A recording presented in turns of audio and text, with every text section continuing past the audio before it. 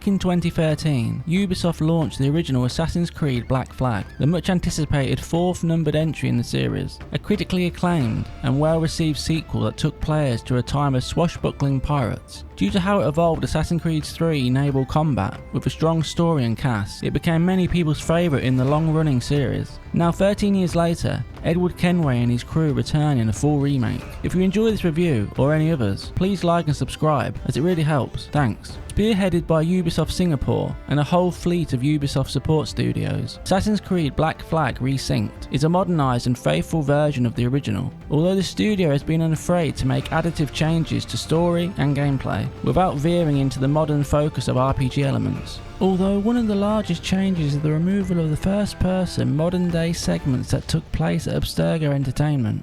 I might be in the minority of people who enjoyed it when the older games put more focus on the modern day, but I understand why they want to keep players immersed in the protagonist's story.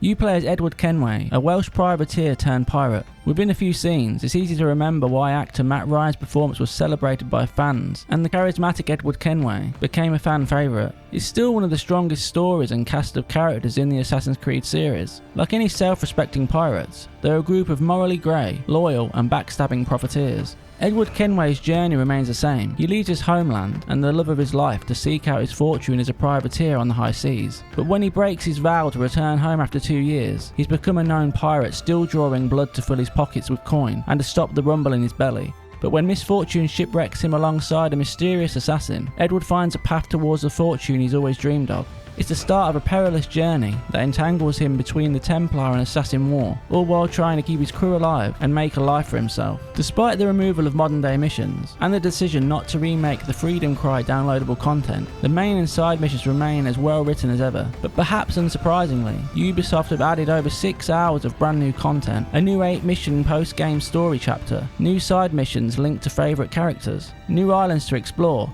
3 recruitable naval officers with their own missions, new pets to find, extra missions and options at Edward's hideout, and rifts that replace the modern day sequences. Being a faithful remake with modern assets, the upgraded visuals extend to the newly recorded cutscenes, best shown in the post-game side missions and the new naval officer missions. Straight away you feel the returning actors haven't missed a beat, as the modern graphics allow their acting to be more expressive. These optional missions aren't groundbreaking in level design or plot, but they are enjoyable and feel additive rather than just padding. There's even smaller objectives to find paintings in the world to place in the manor at your hideout. But I especially like the additions of the naval officers, as they seamlessly blend into the story and add helpful perks to the ship combat. Without spoiling their stories, my favourite is Lucy Baldwin. She's a shipwright with a traumatic past, so Edward must help Lucy overcome her past before she will agree to join the crew. These missions blend seamlessly with the original content and give the Jackdaw ship a very handy perk to nullify damage when you brace for impact. Nevertheless, Assassin's Creed Black Flag Resynced isn't just a basic visual overhaul. Every gameplay mechanic has been altered to create a modern feel with a better flow.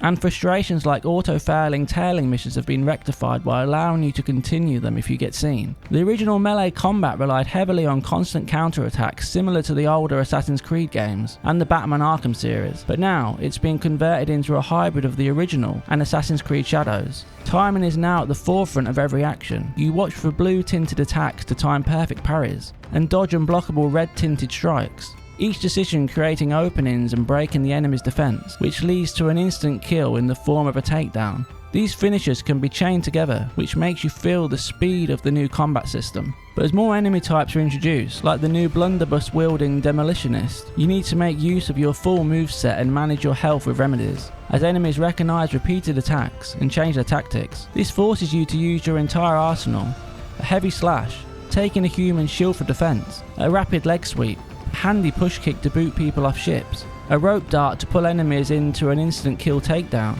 and a quick fire pistol shot. It culminates in a faster, more visceral combat system. Also, stealth receives a redesign. While many features return, like eagle vision to tag enemy locations, the ability to pickpocket targets, whistling to lure enemies, hiring dancers to blend into a crowd, hiding in hay bales or doorways, it's the new or adapted features that enhance the gameplay. Edward can now crouch anywhere instead of set places, which is shown on the new visibility meter, represented by an icon that is influenced by the day and night cycle and the weather. So if Edward finds himself stalking an encampment during a stormy night, the rain will further reduce your visibility to the enemy. A wide toolset returns as well. Hidden blades allow for the classic single or double assassinations. Blow darts can temporarily put enemies to sleep or send them berserk. The rope dart is unlocked earlier in the game and is used to hang enemies from high wires. Objects can be broken and coins can be thrown to distract enemies, many of which can be upgraded in the crafting menu by using animal skins Edward's hunted across the Caribbean. But if your stealth infiltration goes awry, a guard will strike the bell to alert his comrades. Then sometimes, the best thing you can do is run to hide and reset the alert meter. Thankfully, parkour has also been refined, mantling over and sliding under objects before scaling buildings faster than ever before. You can now manually jump, use zip lines that improve fluidity, and toggle in advanced parkour mode to be able to do back and side ejects. Yet the best feature is quicker interrupts, as more often than not, Edward obeys your every command during parkour, which wasn't always the case in the past. Although a pirate isn't really anything without a ship, and Edward Kenway's jackdaw is a massive part of what made the original resonate with players. Your vehicle to travel around the now seamless Caribbean, unless you choose to fast travel to unlocked synchronization points. But there's many old and new islands to find throughout the Caribbean. Some locations hide buried treasure and secrets, and others are home to exotic animals for Edward to hunt. Sailing on the visually stunning waves inspires you to pull out your spyglass, whatever the weather, and mark your next destination. Whether you mark distant islands, forts to take over, or fleets of ships to commandeer, there's plenty to keep you engaged in the pirate life. Although much remains the same from the original when it comes to the jackdaw.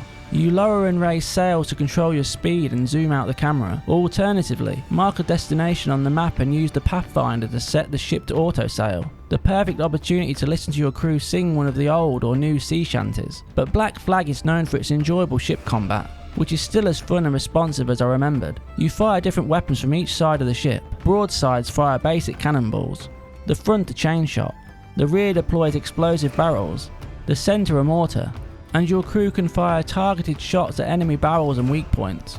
Yet not everything has remained the same. The developers have added secondary fire modes, like my favourite where heated shots replace cannonballs, upping your strategic arsenal that only gets deeper when you account for the new naval officers, upgradable ship defences and weapons, upgrades that can be purchased with the gold you've collected from missions or defeated ships. As after beating a ship, you can scuttle it with a finishing blow, or board it and take what you want by force. You do this by winning a battle and then docking alongside it. Then Edward swings on board and you fight alongside your crew until the enemy surrenders, allowing you to choose between lowering your wanted level without bribing an enemy officer, healing your ship, adding the ship to your fleet, or stealing any treasure on board. With money in hand, you can visit your hideout to build and eventually upgrade weapon and ship stores and other properties, enabling Edward to spend his gold on better ship upgrades to increase the damage it can take or dish out. Your hideout and captain quarters aboard the Jackdaw are places you can send your fleet of ships out on supply runs, similar to how you could recruit assassins to send out on missions in other titles in the series.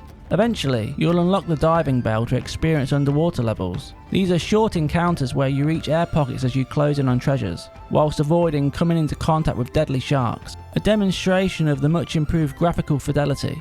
Although there isn't much to find beyond some additional treasure, it breaks up the pace between story missions. Similarly, the harpooning activities are short mini-games where you stand on a rowboat on the open sea to harpoon massive sharks, but it isn't an activity I'd want to do a lot, as it gets quite repetitive. However, Ubisoft haven't stopped there. They've included the original side content from Templar hunts, assassin contracts, Mayan puzzles, and naval contracts, each actively immersing you into the life of a pirate and assassin. Plus, they've added modernised activities like rifts and anomalies. Rifts are the largest deviation from the original game that unlock as the story progresses. They appear in the form of glitchy anomalies after completing a set number of main missions. The moment you touch one, you are sucked into the guts of the Animus's internal code. Edward is replaced by an untextured character that represents the user of the Animus. A Templar-powered voice begins to deter you from exploring Edward's life by showing you what-if moments, such as what would have happened if Edward had returned home to his wife after his 2 years as a privateer. These sequences are part walking simulator, part traversal challenge, until an assassin hacks into the simulation to help you escape back to your ancestors' memories.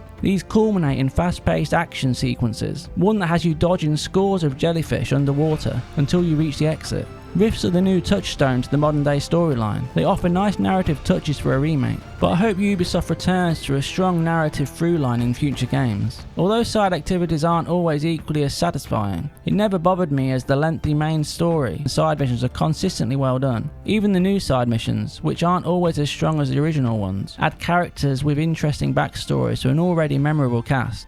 But Black Flag is also full of little touches that make the world feel unique and expressive. You can pet animals and feed chickens, sit down and advance the time of day to take perfect shots in photo mode, put up or pull down Edward's hood, loot enemies for necessary supplies, place pets aboard the jackdaw like a cat that lays near the ship wheel, find a variety of collectibles in each area, like Mayan stones to unlock a secret, additional sea shanties for your crew to sing on board the jackdaw, codex entries that add information about locations, treasure maps, and the synchronization points ubiquitous with open world Ubisoft games. But it's important to dig deeper into the visual redesign, as after Assassin's Creed Shadows took a leap forward with mocap and facial capture, I remained cautiously optimistic that Black Flag Resynced would follow suit. Fortunately, the actors' performances are more expressive and animations during combat and parkour feel kinetic as one action flows into the next. Even though Assassin's Creed Black Flag Resynced is built on the bones of a 13-year-old game, the developers have done a commendable job modernising the visuals. The game runs really smoothly on PlayStation 5 Pro,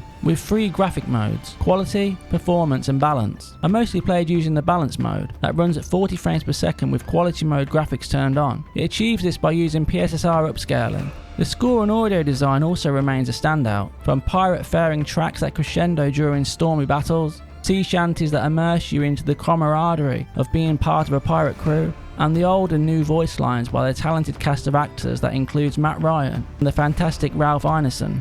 As with all modern Ubisoft titles, there's a big effort put into approachability with a suite of difficulty options. Players are allowed to scale individual categories like combat, ship, and stealth difficulty to however they want to play. Yet Ubisoft go a step further by including a suite of accessibility options to help more players enjoy the game.